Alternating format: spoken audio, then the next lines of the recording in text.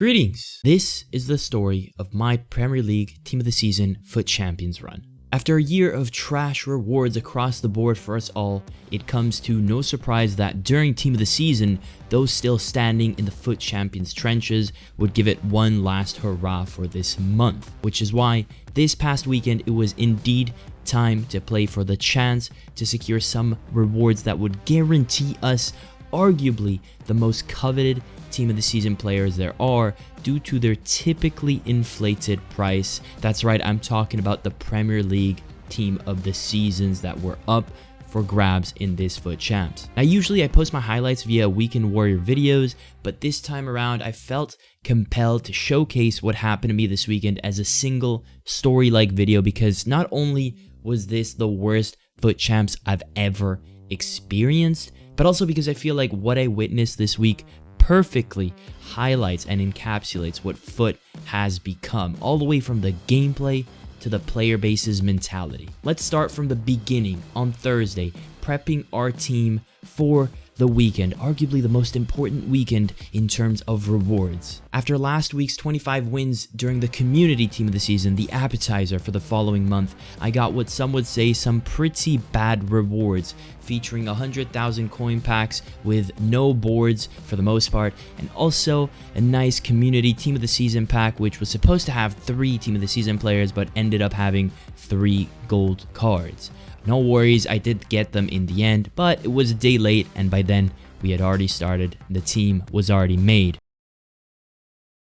Luckily for us though, we did get 3 decent reds, which we did force into the team for a fresh look, and so these were the boys that were to take us to war for the weekend. And you know, despite my worries, the start of the weekend went quite swimmingly, as it usually does before the matchmaking kicks in and the directional nutmeggers come out in full force. The team felt alright, nothing crazy, not like the first sniff of Neymar you get every year when you buy him and you realize how absolutely cracked out of his mind a player like Neymar, who molds into the meta to perfection, feels, but you know, you could tell they were decent cards and should be enough for you or myself. I felt they were enough for myself to grab Elite. Of course, Elite is merely my own target. We all will have our own targets, and I purposely made it just Elite 3, 23 wins for myself, despite dropping streaks of Elite 1 featuring a 30-0 earlier on in the FIFA 21 seasons. Now, obviously, weird flex from myself, but that's not entirely a flex. It's just to show what FUT has come to nowadays, because the mechanic abusers have essentially won FIFA 21, and I'm here to accept being content with an achievable rank, whatever that rank may be for you, just to go help yourself going into it with less expectations and therefore lowering the probability of you being disappointed at the end of it all. That's the point of just setting a lower rank than usual, so you're happy, the weekend ends, and that's that. However, even with all that, we'll soon find out that not even underachieving objectives will do the trick for us this month. Our first hurdle, our first inkling, if you will, of the travesties that we would witness, our first appetizer of the disaster that was to come, we ended up enduring after being 11-0. Now, losing at 11-0 would not be a travesty, of course, but it is a travesty when you work the chance and it's overhit for no reason, and alas, as it usually is, right when you miss your chance, he double X's and traps the ball to perfection. But it is what it is. Then, of course, he gets the 2-0, but again, it's not a big deal to go down to 11-1. It's still early. You got 6 more losses to play with. We try our luck, but it might just not be your day. Sometimes you get in, you use the meta, but you try and panic into the near post, and it's just that one game where that doesn't work. You do another through ball, and just when you think it's never gonna go your way, luckily enough, even though the ball roll fails, you get the goal. But then, right as you think that maybe things might start turning, of course, it's kickoff time. But again, it is what it is. His double X worked twice in the same game. Nah, that's BS. We ended up getting another one back, but that's pretty much all we could do, because in the end, he set up shop as he could, and this was the best we could come up with, which was a beautiful play, but he was offside. But so what? It's 11-1. It's not a big deal. Make sure you win. And the game was like, we're sorry for last game, and here is an assisted through ball that you had no right to score, because the game did everything there, changed the run for me, and I was like, yeah, let's go, baby. It's going my way. But here, of course, the game had other plans. I wanted a through ball to the wing. And you know how it is, my guys. You have to attack with 8 players in this game if you don't abuse mechanics, but that's it. One mistake from the game and passing it not where you wanted, and boom, you get countered. We get another sorry from the game as it gives us a pen, but of course we put our own merit in, you know, bringing us ourselves down by missing the pen. No. It's 1-1. We try to work the play as my opponent has 18,000 defenders, but of course the pass gets overhit. That's definitely a great pass to miss, of course. Makes sense, yeah. Not to worry. We set up a nice little chance here, but the leg lingers, and El Shaarawy's weak foot will not save us today as it usually does. And as that often is the case, you miss your chance, they get their chance. We do everything right here. We bring the keeper out, and we're like, nice, we did well. We're covering the option, but of course, he gets the rebound, and we kind of get a little bit triggered. You do everything perfectly, man. As we try to make the score tight again, we see something that we will probably have to get used to at this point until FIFA 22 drops, in hopes that things will change. That is right, the setup defense. Everyone's back. In a world where as soon as you get into the box, you can't twist and turn, you can't do anything, and the blocks are great. That should be a block for sure, but pay attention to this ball, ladies and gentlemen. After parking at the bus, if that wasn't enough at the advantage, Ashley Cole with his right foot, pay attention to this ball. Pay attention and tell me where you think he aimed.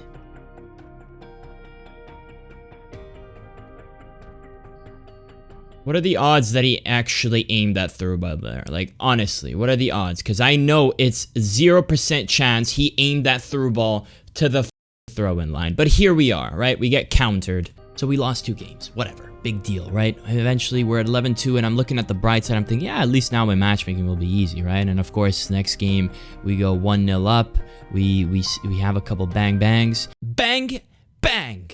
And bang, I miss saying that. We go 2-0 up, and before too long, 36th minute, we make it eventually off the wing. We make it a 3-0, and I'm thinking, let's go. We got 2 early losses. That's gonna make my matchmaking easier, but little did I know, at 12-2, it would all repeat. And again, it's not a catastrophe, even though, as you can see here, this is the side I was talking about. 4-4-2, only the 2 guys stay up front. This is pretty much what the vast majority of players use, if not the 5-3-2, counter-attacking as hell, because they can just fling passes as they want, and you're not rewarded essentially for trying to play a style where you're not going to abuse directional nutmegs, because you will not find the space needed. Otherwise, the pros wouldn't need to use those things. Our press does allow us to win the ball back, but again, it comes to no avail, because look at this. Like, what do you want me to do? My players have terrible offensive AI. The dribbling's awful.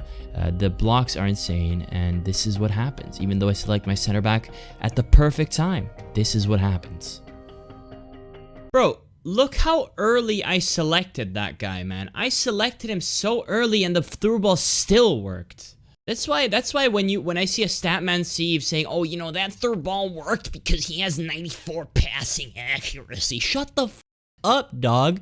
Like, it doesn't. It works because that's meta, right? The meta overrides stats. Where's that 94 pass accuracy when I do a simple open through ball on the wing? Or on the edge of the box? Yeah, it doesn't exist because it gets overhit, because it just doesn't work in the game. It is not until the 55th, 6th-ish minute that we finally break through the wall. We have a 2v1 situation, the dream, right? This is what we dream of. And Adama, or whoever his center back is also shifting the way we want him to. And so we have the setup touch to a runner. I'm thinking, nice, I'm gonna get a final beautiful shot. But of course, this is not a 90-yard pass, so EA is gonna mess it up for you and help the defender. And as you can see, that's exactly what happens. And a pass that could have been played in so many directions that would have led to me having the ball ends up being assisted so he can intercept it. I guess lesson learned. Next time I'll pass from my own half. And that's pretty much it. This is the view I had for the remainder of the game, and the story was that he beat me 1-0 off a 90-yard through ball. So we're at the halfway mark. We've already lost 3 games. Again, the bar is low, so it's not a catastrophe yet, but I'm also like knowing that I need to get to like 17-3. Right, so I need a few win streak, and that's exactly what we do. We rack up some wins, and we end up finding ourselves before our next hurdle that we need to jump, at 15 wins and 3 losses. And of course, you match the one thing you don't want to see: Team of the Year Ronaldo and Team of the Year Mbappe.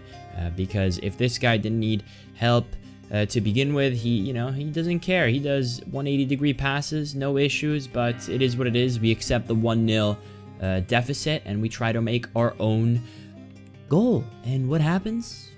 That happens. The Italian in me has to channel some hand gestures to release some stress. This surely 5-star weak foot, right? you thought 5-star weak foot. You thought. Eventually we get a pen. We slot it in. It's a nice relief. But just admire this, please. Admire it. Deflected, but it's high enough. You're not worried, right? Mukiela's coming in, and then of course, no, Mukiela decides to contribute. I can't believe that goal. I cannot believe this goal. What is that goal? Can you understand how ridiculous that goal is? So it is what it is. I mean, we lost that. We're 15-4. We get a dodgy pen, and we score a dodgy pen, and we take it because we need it, and then we have to do some ISO play, shimming around, and we get the nice little goal. And so we're 16-4, and the last thing you want to do is play someone who off the kickoff does a canceled croqueta, which is pretty much everyone in the last 10 games. It is what it is. Nothing screams I am the meta more than a half croqueta at the kickoff, but it's not an issue. We get a great chance. 5-star weak foot. You thought 5-star weak foot, didn't you? It's all right. It's on the wing. The offensive AI is so bad I have to stand there for 30 minutes. Eventually we get it through, but of course, no goal. Areola had other plans, and the game as well, but finally we knew he's suffering the wing. Cut it back. The extra pass. The extra pass. Yeah, baby. We said it 2 times. And then off the end of the half. Perfect time to make it 2-0, but the game had other plans.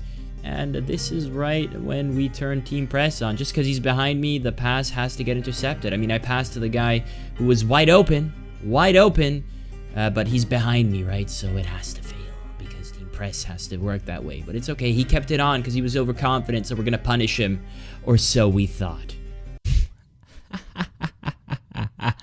It's desperate at that point. Very dirty play here. Obviously my fault, but if you start saying it's your fault, Stallion, for losing that ball, you're enabling this directional nutmeg culture. And he even apologized, all right? He even apologized. You can imagine the monstrosities coming out of my mouth on stream at this point, but I don't want to hear it, bro. I can lose the ball a billion times. You should not have a rocket up your anus to catapult yourself into a different dimension. Thank you very much. At 16-5, the worst weekend we've had so far. The game really tried to make it harder for me, whether it's stuff like that or just people, like, because you guys aren't seeing all the croquetas, but the canceled croquetas, the directional nutmegs, the 5 of the backs that I faced, everything. But by the grace of God, we make it to 20-5, and of course, it was never going to be simple. With 5 games left, the through ball comes out.